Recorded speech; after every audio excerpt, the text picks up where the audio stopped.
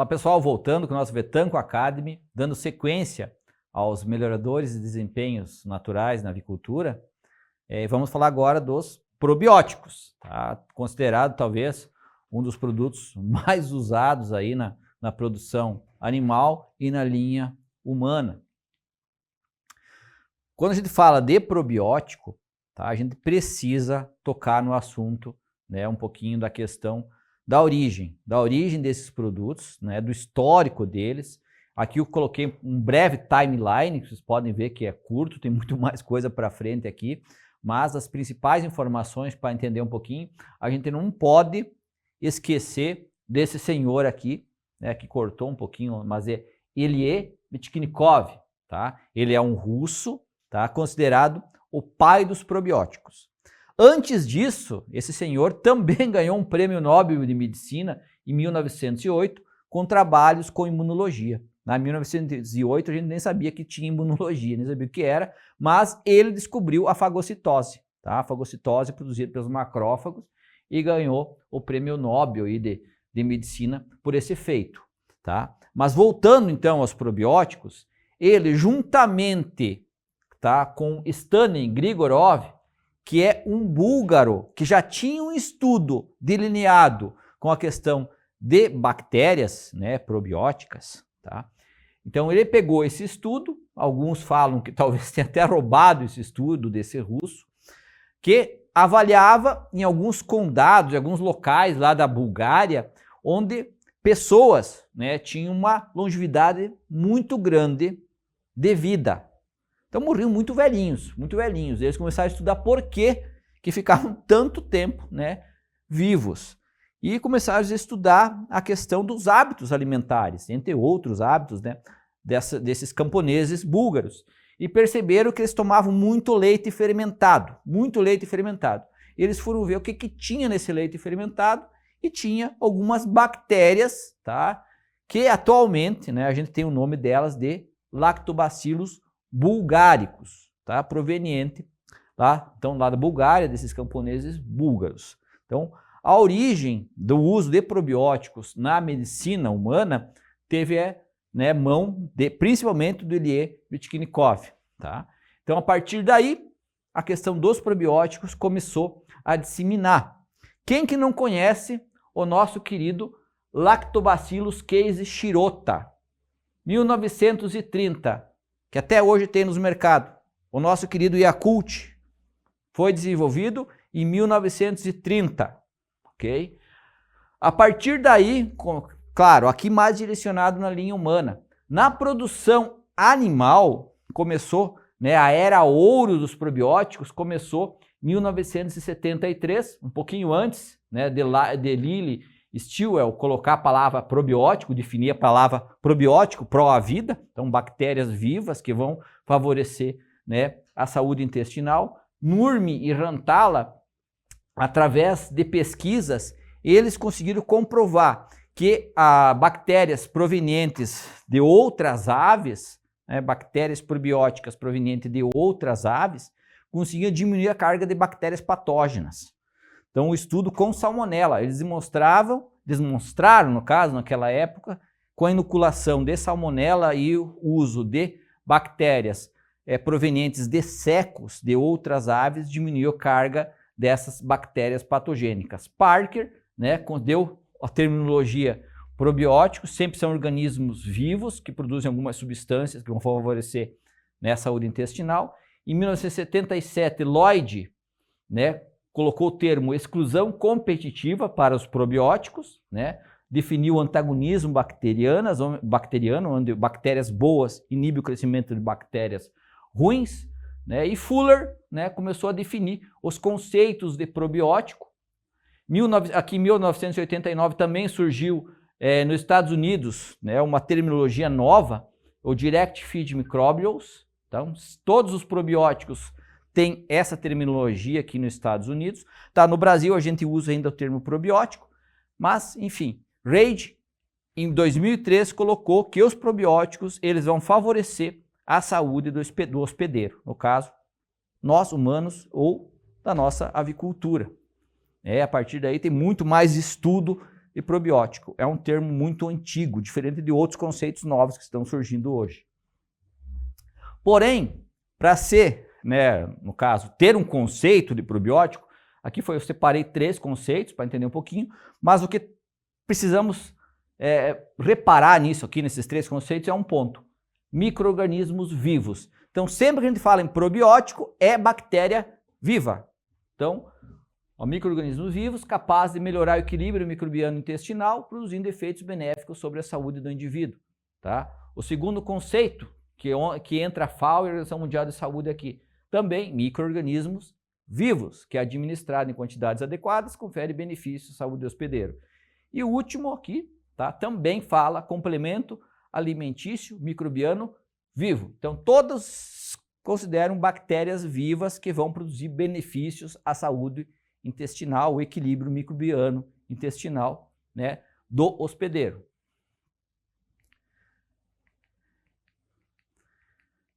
Para ser considerado um probiótico ideal, é importante que eles sigam algumas classificações. Primeiro, essas bactérias intestinais, as bactérias, né, obviamente vivas, elas têm que resistir ao pH ácido e alcalino do trato digestivo e também sais biliares, ter a capacidade para persistir no intestino, então tem capacidade de adesão ao epitélio intestinal e também favorecer uma imunomodulação, então a imunidade de mucosa do sistema digestivo das aves, o principal compartimento imune das aves está presente no sistema digestivo e, obviamente, essas bactérias não podem ser patogênicas, tá? Elas têm que pertencer a uma lista, né, consideradas que são bactérias seguras e não só patogênicas também, né? Hoje em dia o Ministério da Agricultura já está querendo que comprove que essas bactérias não tenham capacidade de produzir genes de resistência, ou melhor, de multiresistência. Então, é uma demanda do Ministério da Agricultura que logo vai começar a cobrar, né? Então, as empresas que fornecem esses produtos na produção animal. Os principais representantes dos probióticos, quais são? Então, principalmente as bactérias acidoláticas. Então, Lactobacillus bifidum bacterium. Mas existem também as Saccharomyces e também os bacilos, que também se enquadram dentro, né, dessa linha, nessa grande e ampla linha aí de probióticos. Lactobacillus talvez seja o mais estudado por ser proveniente do trato digestivo animal. Então, ele tem ali, a gente tem lactobacillus nativos no nosso trato digestivo. O que ocorre, algumas empresas começam a selecionar bactérias com alta capacidade de multiplicação, com capacidade de produção de substâncias que vão favorecer a saúde intestinal, tá? O bacillus, obviamente, ele não é uma bactéria acidolática, mas também ele trabalha com bastante produção de bactericinas e outras substâncias que vão favorecer também equilíbrio na saúde intestinal. Bifidum bacterium também tem vários produtos hoje no mercado. Saccharomyces também tem alguns produtos no mercado, apesar de que Saccharomyces o pessoal está usando muito mais a questão da parede celular dessas bactérias como pré-biótico. Um dado interessante, falando de bactérias acidoláticas, é o caso do Enterococcus, que está presente em alguns produtos hoje no mercado, que já está sendo usado há um bom tempo, porém existem muitas, não é críticas, mas algumas informações que alguns pesquisadores falam a respeito desse Enterococcus. Então, é um gênero ainda conhecido pela resistência aos antibióticos. Ele é extremamente resistente aos antimicrobianos. E, perante o próprio Ministério da Agricultura nosso hoje, ele está colocando uma normativa que os probióticos eles não podem ser resistentes aos antimicrobianos. Tem que ter, no mínimo, 2 antimicrobianos, tá? Que esses produtos eles não podem ser resistentes, certo? Isso vai ser uma demanda hoje do Ministério da Agricultura. Então, torna questionável a utilização do Enterococcus como uma cultura starter na elaboração de alimentos ou como culturas probióticas para uso animal ou humano. Tá? Então, é um termo polêmico aí, produtos que têm essa cepa na sua constituição. Quais são as principais aplicações, né, de uso, formas de uso aí dos nossos probióticos? Então, alternativa aos melhoradores de desempenho, então ele pode ser usado, né, para substituir os melhoradores de desempenho, como a gente tem o nosso Zymospor, que foi comprovado que pode substituir a flavomicina, tá? Até quando tem um desafio de Clostridium, né? Tem outros probióticos nossos que são usados na água de bebida que também vão trabalhar beneficamente, né? Substituindo alguns melhoradores de desempenho.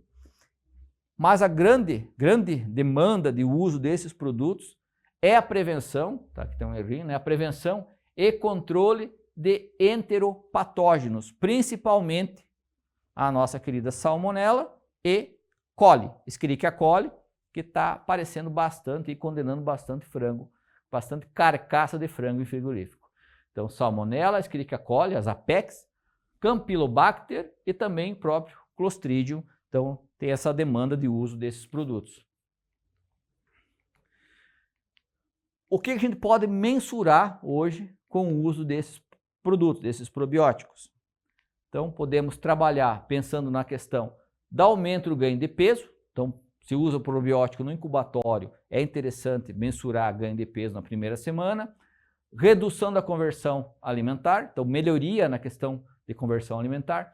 A menor mortalidade, tá? Mortalidade inicial e fechamento de lote. Qualidade de casca de ovos, qualidade interna de ovos, quando a gente pensa tanto na questão da postura comercial ou reprodutoras, pensando na questão da qualidade, né, interna de ovos, na questão mais de reprodução, parte reprodutiva. Índices de lesões intestinais, comprimento de vilosidades, profundidade de cripta, né, contagem de células produtoras de muco, ocorrência de enterites ou diarreias, pH de papo, pH de ilho, pH de seco, quantificação de ácidos graxos de cadeia curta nas porções intestinais, entre outros estudos que podem ser, né, avaliados, estudados com o uso desses produtos. E claro, ficou para trás ali a questão de calo de pata. Então, vai favorecer também, porque ficou para trás, porque é interessante lembrar que quando a gente usa um probiótico, esse probiótico, parte dele vai ficar aderida, dependendo qual cepa tu usar no intestino, e parte dele também vai seguir o peristaltismo intestinal e pode sair nas fezes e vai trabalhar como um tapete, um colchão bacteriano sobre a cama das aves, melhorando, né, ou qualificando melhor a microbiota dessa cama. Mais alguns representantes aí dos probióticos, a gente pode classificar as cepas produtoras de esporos, né? Então bacilos subtilis, bacilos inquiniformes, entre outros bacilos, tá? São bactérias, geralmente todas as probióticas são bactérias gram-positivas, tá? Apesar que existem alguns produtos hoje no mercado que têm na sua constituição coliformes, teoricamente não patogênicos, né? Ou obviamente tem que ser não patogênicos, porém também tem que comprovar se essas bactérias gram-negativas, elas não têm capacidade de produzir plasmídio de multiresistência bacteriana, que geralmente as bactérias gram-negativas têm essa capacidade. Então eles vão ter que comprovar isso. Mas a maioria das cepas probióticas são bactérias gram-positivas, como é o caso dos bacilos, dos lactobacilos, né, que tem diferentes espécies de lactobacilos provenientes, tá? E também as Bifidobacterium também são bactérias ácido-láticas aí e gram-positivas, tá? Algumas formas de uso aqui, ou melhor, o hospedeiro que usa probiótico, então grande, ó, Enterococcus faecium, como eu falei, bastante criticado por a questão de resistência aos antimicrobianos, porém é usado na avicultura. Pediococcus usado na avicultura. Tá? Existem algumas misturas de culturas que são usados na produção animal, apesar que a mistura de bactérias, né, indefinidas tem bastante crítica hoje no mercado pela questão de possíveis contaminações por outras bactérias patogênicas. Tá? Lactobacillus reuteri, Lactobacillus fermentum, Streptococcus, Bifidobacterium, enfim, todas dentro das categorias aí dos probióticos que são usados hoje na nossa produção animal. Tá?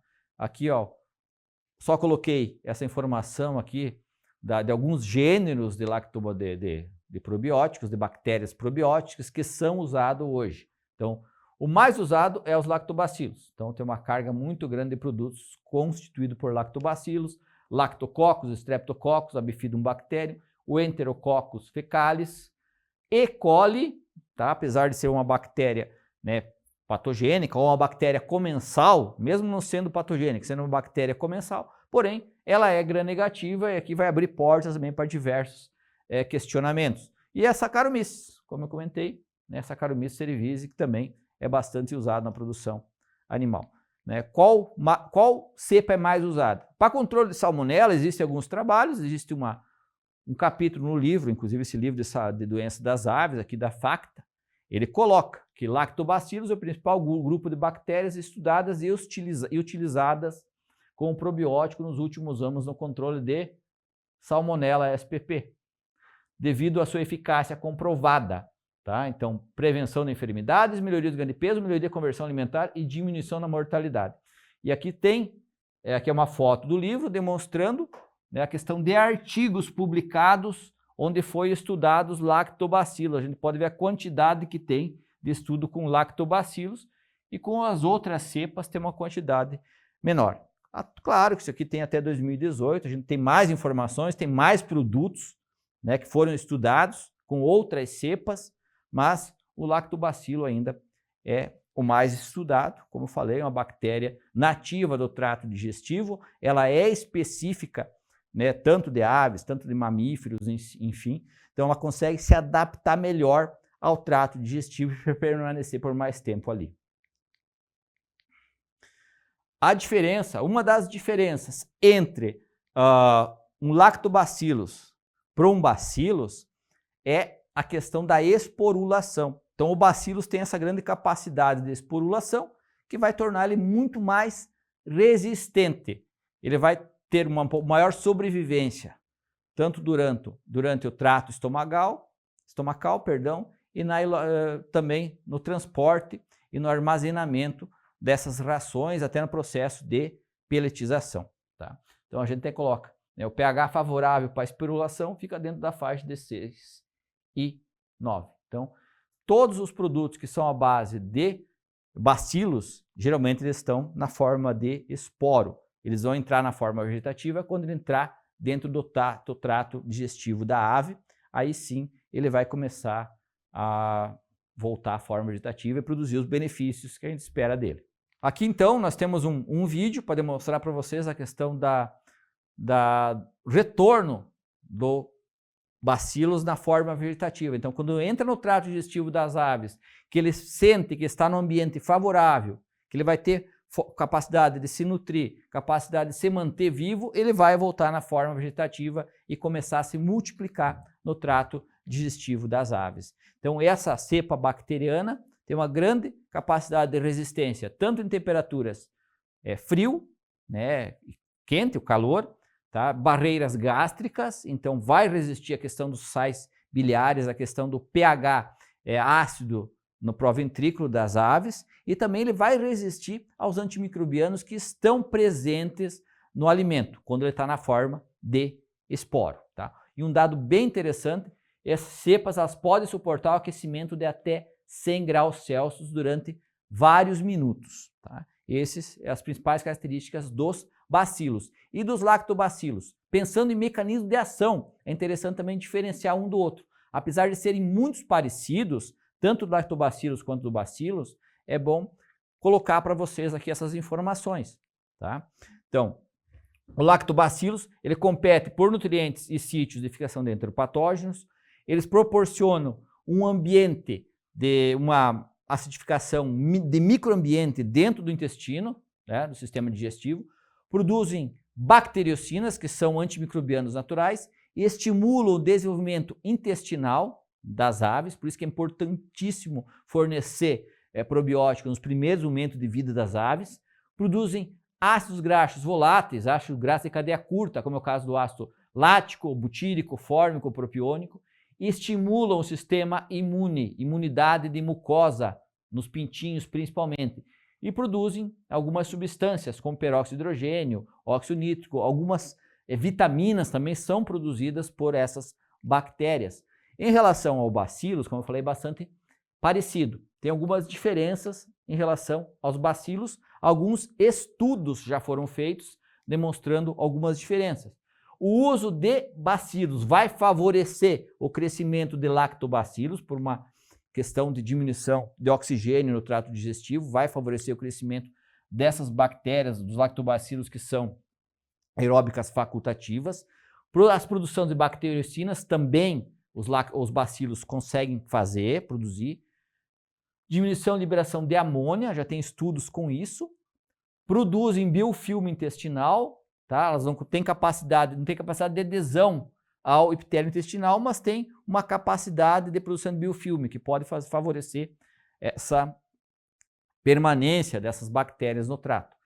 Estimulação do sistema imune, assim como os lactobacilos, regulação da produção de MUC2, incremento dos genes das tight junctions, as junções apertadas do trato intestinal. Então, tem experimentos com o uso de bacilos que favorece isso, e também a produção de enzimas endógenas, que vai favorecer a questão produtiva, a questão de produção das aves. As bacteriocinas, então, são peptídeos antimicrobianos que vão produzir furos, né, atuando diretamente na permeabilidade na membrana, né, formação de poros na membrana celular de bactérias, principalmente as gram-negativas. Tá? Aqui apenas um resumo do mecanismo de ação dos probióticos, todos os benefícios que a gente espera deles, tá? Desde a secreção de bacteriocinas, a inibição, né, ou a competição inibitória por outras bactérias, a competição em sítios de fixação, a redução do pH intestinal, entre outros benefícios. Aqui também um artigo que eu vou colocar para vocês darem uma pesquisada em todos os benefícios que tem os probióticos hoje, ou pelo menos são estudados, tá? Não vou entrar tão detalhado aqui, porque o artigo vai ser fornecido para vocês. Estratégias de uso, então, logo após o nascimento das aves, momentos de condições de estresse, depois tratamento com antimicrobianos e o uso contínuo no alimento, na ração, no caso dos bacilos subtilis, tá? Eu vou encerrar por aqui na estratégia de uso e logo vamos voltar com mais informações para concluir a questão dos probióticos.